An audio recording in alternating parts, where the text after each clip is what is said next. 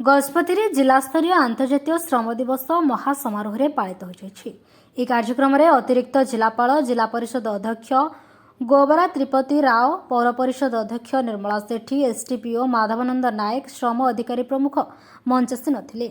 श्रम विभाग पक्षर हेउथिबा योजना उपरे अवगत कराइथिले। बहु श्रमिक एथिरे योगदान करथिले।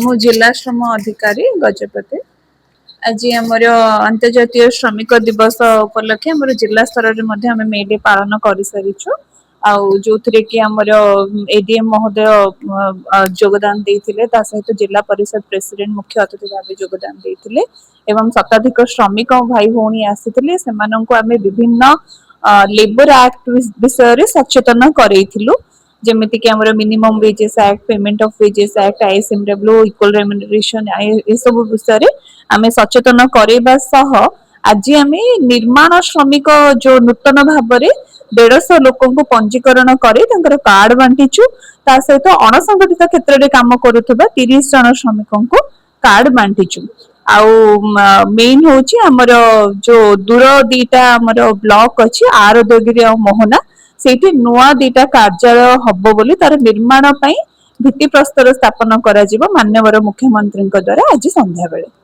धन्यवाद। गजपति विवेकानंद बेहरा रिपोर्ट खोला खबर।